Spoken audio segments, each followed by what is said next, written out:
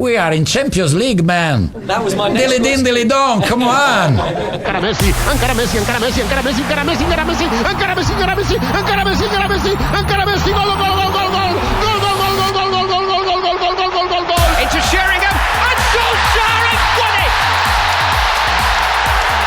I will love it if we beat them. Love it. This is the Modern Soccer Coach Podcast with Gary Kerneen. Aguero!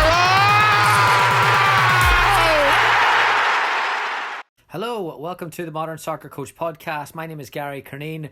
Joining us for this episode is Moritz Kossman, one of my favourite accounts on Twitter. He works at Ubuntu Cape Town FC in South Africa. He's a writer for Spielverlagerung. His content and how he approaches session design has fascinated me for a long time. So I was really excited to get him on. Would love to hear your thoughts on this one. At Gary Kerneen on Instagram, at Gary Kerneen on Twitter. Special shout out to our friends over at Sports Lab 360 for teaming up with us on this one. They've put together a great offer exclusive for MSC listeners. I would highly suggest sticking around at the halfway point to receive it. Also, we've been putting a lot of stuff on modernsoccercoach.com. If you go up there, all the daily webinars throughout the week that we're putting up, the presentations, the interviews, they're going on modernsoccercoach.com. We've opened up the platform, so everything's free in there. Okay, here's Moritz. Enjoy. Moritz, thanks so much for joining me today for the Modern Soccer Coach Podcast. Super excited to have you on. Thank you. Thank you very much for inviting me. I really appreciate it. We just had a quick chat there about session design. And my first question was kind of geared towards, your sessions are very creative, but it's not creative as in there's people jumping over ropes and cars and stuff like that, but there is always the game is always there, and the idea is always there. When you look at a lot of sessions today online, it does seem really like almost groupthink, boring, bland. I mean, do you think we have, as a coaching community, I don't know, almost become less creative in our work? I think it's difficult for me, obviously, to judge from a distance. I would agree with that. I've seen a lot of things that look similar along similar lines. I guess, for some contexts, it can be quite difficult to, spend quite a lot of time in terms of session design. I'm thinking about kind of two scenarios there. The first one being, an amateur coach who's got a full-time job and, probably has very minimal time to plan what he does on a Tuesday and a Thursday evening. And I would even say in a professional environment, often when there's, big pressure, I think coaches might tend to go a little bit towards sort of tried and trusted. I think that's definitely, a thinking bias like that. But yeah, those would be two scenarios where I could see that things can be quite monotonous, so to say, if that's the right word. What are your key consistent principles that you try to deliver in as many sessions or every session that you plan? Yeah, I mean, if I look at my own sessions, then I think the kind of a red thread, if you'd like, would be that they are competitive. That's very important for me. In really the overwhelming majority of the stuff that I design, it will be with some sort of rules to have a winner or a loser, a winner and a loser. Even in the early rondo in the session, I will often have kind of scoring rules. I train with decision making most of the time, so we'll have two teams playing against each other. And then I would say that most often the principles that we do have as an academy or as an organization or as a team are the starting point to what we do, and then we try to train the same principles but train them in a different way. So the same but different, if you'd like. Differential learning would be a overarching guideline, so to say. Yeah, so you're not exposing the players to the exact same session over and over again, but they might get exposed to the same idea Yes. in the same week. I mean, how much variation is there I mean, it would be a very, very fun experience to see a curriculum that you would design, because it seems like every week you're producing something new. So is it just a blank slate in terms of your club where you have room to put this work out, or is there certain ways, formation, style that the club have that you've got to work around? No, I feel very blessed with the environment I work in. So at Ubuntu, we have kind of two technical directors. There's one technical director for the younger phase, so like the pre-academy and then under 12 and under 14. And then I have that position for under 16, 18, and then the more senior side. And I lead a lot of sessions in that context with the three different teams that I'm involved in. And yeah, the leadership, they place a lot of trust in me, and they give me pretty much free reign when it comes to that. Obviously, I will discuss things and often ask for feedback. But yeah, I do carry a lot of responsibility for designing, but that's something that I really enjoy and find like one of the most fun parts about the job that I'm lucky enough to do. Yeah, this is interesting, and something that I don't think we talk enough about in the coaching community. I mean, we have no problem saying that there's an Ajax way, or there's a way of doing it in a curriculum way. But do you think, or say I own a club in the Premier League, and I hire you tomorrow, or I triple your salary tomorrow, and say, come to England and work for me. And you're like, oh yeah, definitely, I'll be there. What time do I leave? And I said, yeah, the only thing is you have to run the training sessions that I give you. Would that be a deal breaker for you? Well, it would definitely be something that, would make me think twice, so to say. I would, with that, I would say that it's important that, you do a lot of research when you hire people, especially in coaching positions, because ultimately coaches carry a lot of responsibility for, a group of players that you are investing in. So I would expect that most clubs will do a good research when it comes to hiring people. But then when you hire people, I think that within a certain reference, you do need to allow freedom and trust them to be doing, the job that they have been hired for. And I think session design is certainly a part of that. I think feedback should always be, a very important part of the conversation. But I think freedom is very important in order for coaches to develop themselves also and make mistakes. Yeah, I mean, it's difficult. Like I've done this. I have delivered on different places. I've delivered, whether it's a camp or whether it's at a club that I've worked at. I've delivered sessions that are someone else's sessions, and I've struggled with that. I find it restrictive, because when I put myself in the perspective, not that the session's unrealistic or not good, but when I put myself in the position of the person designing the session, I start to think about, well, when would they want the intervention here, or what do they want me to pick upon? Whereas my eyes might see something different, and I start to become a little uncomfortable with that there. I mean, what's your thoughts on that? No, I think for sure, for me, it's a process from design to executing the session to ultimately evaluating it. I think that, those things are very, very tightly linked in many different ways. And I definitely have had the same experience as you, that when I carry out something that I wasn't involved with designing it, and I think there's an important difference. There's like, am I involved in the design with a head coach, or am I given a piece of paper to now execute? And I've definitely been in that position before as well. And I do agree, it's difficult, because you sort of might get caught a little bit between thinking, okay, what did that person want in a certain scenario, and then your own, reference as a coach. I think that definitely could be a bit of an awkward space to land in.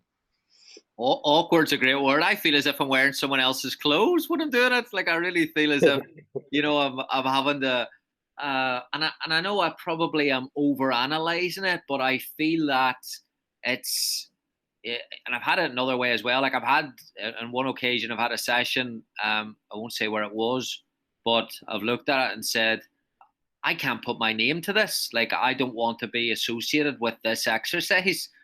I suppose whenever you're faced with that there as a youth coach or as a assistant coach, I mean, what perspective or what advice would you give that coach to try and challenge in a respectful way your boss's session design? I think, staying within, Raymond Verheijen's football language to try to stay factual, objective when discussing the problem, trying not to, get personal in any way, try not to use, big destructive words when discussing it, and maybe, highlighting certain parts that you enjoyed about the session first, and then, delicately, because I think it is a thing that people could take personal, delicately kind of try to, suggest that certain changes could help make it better from your perspective, at least. And, sometimes I think only small changes can lead to big differences in a certain exercise as well. So, when you approach it from that angle, maybe it's a little bit more likely to be received well on the other end. Who would have thought Raymond Verheijen is advising you to be careful and considerate in your delivery? That's I think, yeah. I would say that the objective football language and that reference. I think that when it can be delivered in a careful way, if it's adapted, so to say. Very good, very good. Okay, I've taken some of your sessions and wanted to get your thoughts on it here. So the first one I sent you was the Pentagon. Again, like it just makes you think, like, well, why would I not design that? You often do this where you change the shape. So I saw an H1 a couple of weeks ago as well. I mean, in this one and specifically, what are the advantages of using a Pentagon that you see? I think with that one, the idea behind it was to overload the scanning and orientation of the players. And I think that when there's several targets available, a logical thing to happen would be for players to, have to orient themselves more to see, where's the open space, where's the open target, and how can I change the point of attack to go towards that target. So that was the motivation behind that, is, giving each team more than one goal to aim at, and then, overloading scanning. But at the same time, I also wanted to have switches of play. So like, let's say, for example, that the players are attacking the topmost goal and the defensive team managed to close that down well. Well, how do we then manage to find one of the target players next to one of the other goals and switch play via one of the center players, and then maybe another player from the center of the field can come and score the goal off the layoff. So, again, the game is related to a lot of the principles that I'd ideally like to see our teams execute on attack. I imagine this one there's a real tempo to it with the numbers in there. I'm just trying to look there. 5v5 in the middle. I mean, imagine there's a lot of, it's pretty chaotic. It's pretty transitional. Is that something that you want to challenge the decision making to make them as quick as possible, put them under the pressure there? Yes, for sure. And with you'll notice that it's a 5v5 plus 5 for each team. So with this, because it does become high tempo and there's, also big overload towards ever-changing situations and players having to react constantly, we'll play very short rounds on that and then just swap the whole team out with the guys that are playing as the wall players on the outside, if that makes sense. So with it being 5 plus 5 v5 plus 5, so to say, it allows for swift rotation and then high tempo in the center of the field. On the second one, this one really intrigued me because, as a coach, I was once asked, this is about 7 years ago, by another coach, why most of my exercise is attacking exercise, put in overloads, why I was always a +2 in for the attacking team. And I always thought, I think, wow, well, I probably want more success attacking wise, so I want to, give them an extra option. Never really considered underloads, and even now I'm thinking, the success level must be pretty low. But what are the advantages that the outnumbered players get in an exercise? Well, the underload game, the motivation behind that one, I think, is 1v1, but 1v1 in relation to a situation. So what we found quite often is that we'd have players that are able to beat their opposition, but often they would beat the opposition and then, let's say run into a second opponent. So their dribbling dribbling action would be not necessarily in relation to the whole picture of the game. And I think that's one problem that, just training 1v1 in isolation gives you. When you beat the player, you've beaten the player. And now, if anything, you're having a shot at goal. I think in the underload, you have to beat the player, but you really have to beat him also with thinking about what is your next action going to be. So am I beating him inside? And then, am I immediately going to run into a second defender? Well, in that situation, I will then have to choose a slightly different dribbling action. Am I going to beat him inside and then have a passing angle to my one teammate? Well, in that situation, I might act a little bit differently. And also off the ball, if you have, let's say, a 1v1 by the ball and then a 1v2 against the ball, how can that player off the ball get into a position where he occupies both the defenders that aren't immediately involved in the action, so that if I do beat the player, I might ideally have, a path at goal? So we'd maybe use a lot of, questioning techniques in that exercise and ask players, well, do all your runs off the ball have to be aimed at, getting the ball yourself, or can there also be, real value in just taking defenders away and, allowing a player that is on the ball to have the path to goal, if that makes sense? Yeah, I think it's brilliant. Like even from a challenging point of view of game conditions, where I think over here, Moritz, we've got a culture where if the ball goes, say if you throw in a flat ball or it's a little bit deflated, the players stop playing with it immediately. And if it's a decision with the referee, they'll stop and ask.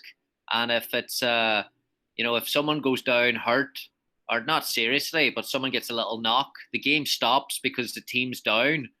And we don't really react to, when you watch or when you see teams in the game trying to beat a low block, then exactly what you're saying happens, isn't it? Where you're normally outnumbered when you're in attack because you're having to keep that cover of centre backs. So you see that picture quite a lot, but we don't, and I'm guilty of this myself, don't design training sessions around that. For sure. I think that a lot of the underload situation can be mitigated by the players off the ball getting into really good positions. So you could call it, the pinning action, where the player off the ball might be able to pin the defender away from the ball by getting in behind them. Or one that I particularly like is sort of, let's call it equidistant positioning. So let's say there's two defenders and me as an attacker, I try to get in between both of them so that if I receive the ball, maybe there's a miscommunication and both those guys will now close me down, which can, leave a lot of room for me for a successful follow-up action if I am able to get out of that underload.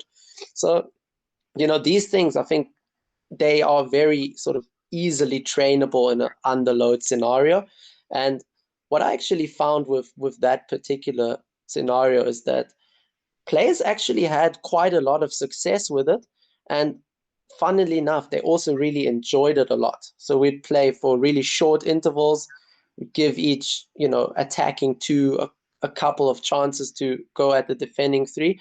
And when we did it the first time, they actually asked me for that exercise a couple of times afterwards, which, then I took as them really enjoying it. So, I would say that that's a success if your players react like that to it, which obviously also isn't always the case with what we do.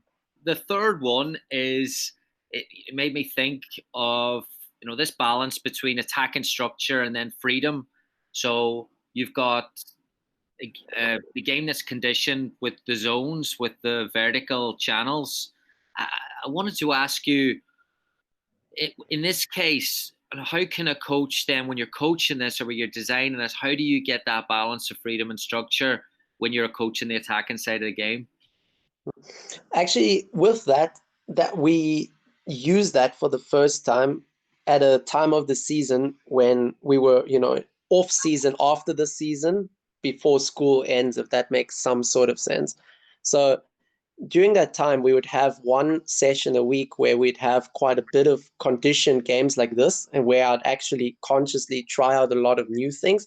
And then in one of the other sessions in the week, we'd play like completely free 11v11. We had, two teams, and I would actually ask the leaders in the group to set up those teams by themselves, formation-wise and everything.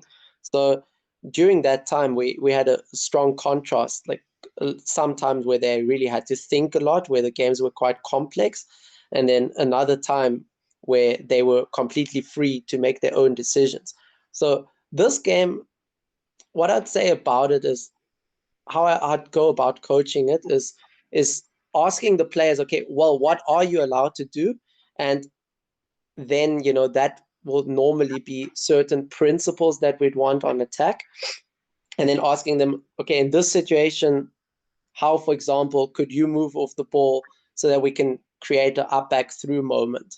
I think with a game like this, also to introduce, constraints one after the other is definitely something that makes sense as well.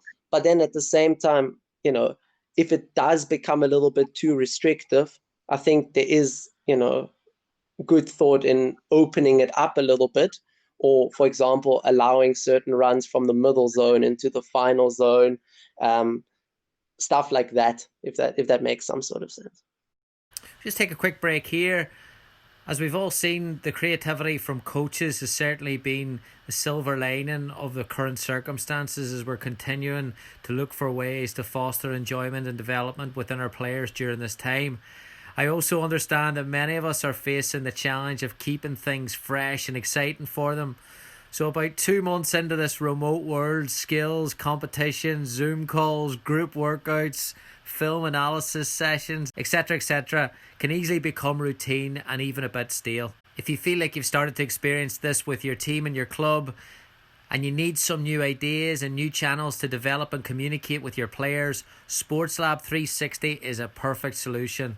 The player-focused Soccer IQ platform will not only provide development, learning and engagement, but also a resource that can be used to build around, open up so many other ways to have positive and productive interactions with your players. Through our work with them, we are able to offer a custom 2-month team plan for only $125. Go ahead over to their website, www.sportslab360.com. Reach out to them there and tell them Gary sent you. Nick will take care of you there. Thanks so much to Sports Lab 360 for teaming up with us. Please check them out. Back to Moritz. And the fourth one, again, I love the idea. Whenever you're designing this here, how do you then balance conditions without, I suppose, overcomplicated? Do you ever put yourself in a situation where you look at an exercise and there are too many conditions and you think, well, that might restrict the players because they have to think of 20 different things? Or is that based on the age or the level, or how do you work through that process? Well, I'd say with that fourth one, I would really go about maybe starting it as a simple end-to-end game in a funny shaped field, if you will, and just giving points for end-to-end. And then maybe I'd interrupt a certain moment and coach a certain principle, let's say, for argument's sake, up, back, and through. And then I might add continuously a couple of the conditions that might then highlight that principle. So like things to go hand in hand and build it up a little bit like that. But yeah, we for sure, not all these games work immediately every time, definitely not. There's a lot of times when I'll think, okay, this is something new. It has potential, but the field needs to be a little bit bigger, or that rule doesn't really make sense because it actually restricts some of the behavior we want whilst maybe highlighting some other parts, which for me is a sort of a heuristic that I use, is to say, when I design an exercise, I want the outcome, the exercise, to highlight certain principles, but even more importantly, whilst highlighting the principles, I don't want it to restrict or sort of induce undesired behavior in other phases of the game. So I'll give you an example. If I want my game to be for counter-attacking, for argument's sake, but it's nice if I get good repetition of counter-attacking, but for me, I wouldn't want it then to mean that the other team can't counter-press, for example. So repetition with kind of creating undesired behavior in other parts of the game is not what I want ideally. So, when I'm finished designing something, I look at, does it induce certain principles, but also does it not discourage behavior in other phases? Very interesting. How do you come up with your ideas? Big question. I mean, there's kind of two directions that it goes. So either I'll work backwards from a principle, or sometimes I think of a certain shape. So let's say an hourglass as an example. And then I think, okay, how can I work within this hourglass to, make it suitable for our principles of play? So, there's obviously certain parameters that one can play with in the session, being neutral players, being field shapes, being points for, certain desired behavior. So that's how I go about it. Either a shape will be a starting point, but most often it will be a principle. And then I'll think about how can I, really highlight the relevance of that principle. And again, saying that, I want to train the same ideas, but I want to train them in slightly different ways. What are your sources of creativity that are in and out of the game? Who do you look at for a little bit of inspiration? Well, I'd say Rene Moritz is definitely a big role model for me. He's been for a lot of years. So funnily enough, actually in 2014, which is way back now, he analyzed one of my junior teams that I was coaching back then. So he's always been a coaching inspiration. I think there's a lot of good guys out there in the Twitter sphere, so to say. I think Judah Davids would be one, George Jones would be another one. And, I try to read quite a bit, obviously. I regularly follow your podcast. I follow the German coaching magazine.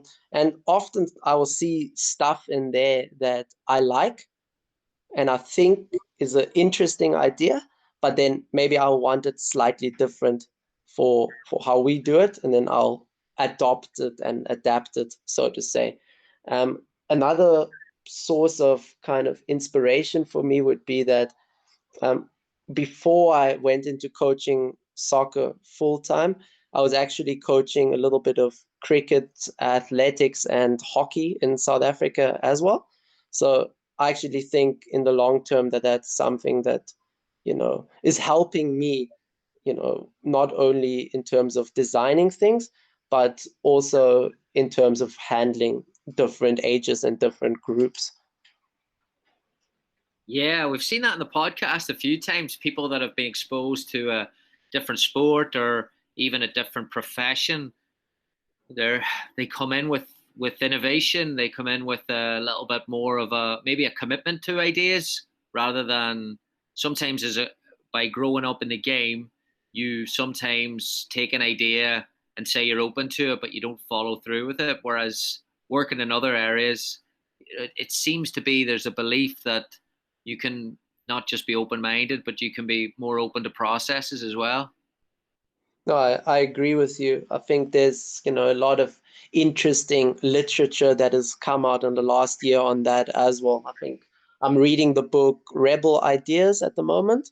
And then I would say the book by David Epstein called Range is also very, very interesting when it comes to that subject. And I'd actually, go a little bit further and say that sports players themselves can be, positively influenced by other games as well. If you take a South African cricketer called A.B. de Villiers as an example, he played tennis right up until he was like 16 years old and never really focused all that much on cricket, but seemingly it had a massively positive effect on the sort of range of his stroke play. So I think there is definitely some real value in that, and a real interesting area to study. But of course, I can't, say definitively how it influences on football. How often do you try something new and it falls flat on its face? Completely flat. I would say not that often, but that might be my own thinking bias coming into the game there. I'd probably best have to ask my players how often that is the case. But most often we'll try something, and then I think it can be working with certain adaptations. I think it can have some value. So oftentimes I'll also ask my colleagues at Ubuntu, and very often I'll ask the players also what they thought about certain things. And, they often give very helpful answers as well. So yeah, like I wouldn't say completely flat. Of course, it's happened a couple of times, but most of the time I just try to tweak it and then go again at some point and see if it's a little bit better. But just to finish that thought, if the players completely hate it, then I would say it's fallen flat, and then I won't ever do it again. Your coaching style, we talked a lot about. I wanted to get your thoughts on that. Your coaching style during the session itself, are you on top of it? Do you stand off? How do you work around that? I think it depends a little bit on the complexity of what we're doing. And, despite the fact that I put out quite a lot of, let's call it complex or creative kind of stuff, it's definitely not all we do in training. We also have things that we go back to time and again. We play quite a bit of free games. So I'd say the coaching style depends a little bit on the time of the week, but also just the exercise. So if the game is massively complex, I don't think it's conducive for me to then be, freeze coaching a lot and interrupting a lot and talking a lot during the game. So, like if the game brings the complexity, I try to, not add to that with my kind of explicit coaching. But if the game is a bit simpler, and also, if it's something that they're used to and they're well on top of and they're doing something similar again, then I do like to be a little bit more hands-on, a little bit more explicit. But when I give a coaching point, unless it's something like very, very specific and detailed, I try to generally ask questions and just get the players to, bring everybody to the answer and kind of engage them like that. So, if it's a simpler game, I might interrupt and then go about kind of asking some questions. And if the game is quite complex, then, with all these scoring rules, occasionally I just have to make sure that I stay on top of those as well, because if I don't, they kind of lose their effect and their meaning as well. And then I might as well just have, left it without. All right, last one for you. And you kind of touched on this before by asking the players, but I mean, what are some ways that you're reflecting, reviewing the session that you judge its success? No, I try to have it kind of as a circular process. So the game is definitely the starting point. The games that we play and, a playing style, then from that we'll design the training, and then also, go back to the game and see how have we improved? Have we improved at what we worked on during the week? We'll do that with, the aid of video analysis. But yeah, like I said, I'll chat a lot to the players, and I think my colleagues are very, very valuable in that respect too, that, they will give, unpolished kind of feedback and really give a nice critical opinion on the things. And, a lot of them have worked together with me for a few years. So they also kind of have quite a big reference of what we've done in training before, and can, give a really helpful, maybe slightly more outside opinion on, on the team and how it can work for the team and how not, if that makes sense. Brilliant. Moritz, we're out of time. That was fantastic. Loved it. Thanks so much. Thank you very much for having me. Really appreciate it. Thanks so much to Moritz for his time and his insight there. I hope you enjoyed it as much as I did. Yeah, love that conversation. Those sessions I will put up on the modernsoccercoach.com and put this together, where you can see the ones that he's talking through, the exercises with the shapes and the designs, give you a little bit of a visual whenever you're listening to that there. So I'll go ahead and do that. That'll be up on the website this week. I'll put that on Twitter so you can have a look at that there.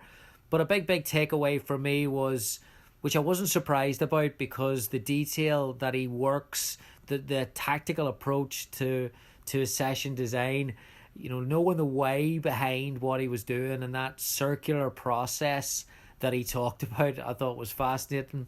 But I also enjoyed how, sometimes we get carried away that when people put loads of sessions on and there's hundreds of ideas, they normally don't stand for anything. But I think you can tell with Moritz there that there is a real objective in his approach. There's a real detail in his approach. But even from the fact of when I asked him, what if it goes wrong, and how he judges a session that goes wrong, his support network in terms of coaches, and also just asking the players, I thought was great. So that detail that he puts into his session design is not just in his session design. You can hear that it goes into his analysis piece, it goes into his communication piece, it goes into his tactical references. Everything is connected, and I think that's what makes his session so special, is that whenever I look at it, I think it's complex, but it's simple in terms of the idea. It's complex in possibly a design or a condition or two, and that's what makes it special for me. So I really enjoyed that. I would love to hear your thoughts on it at Gary Curneen on Instagram, at Gary Curneen on Twitter. Thanks so much for listening. Please stay safe. I will speak to you very soon. Goodbye. Thank you for listening to the Modern Soccer Coach Podcast. For more coaching topics, sessions, and resources, head on over to Coach Curneen on Facebook or visit the website at www.modernsoccercoach.com.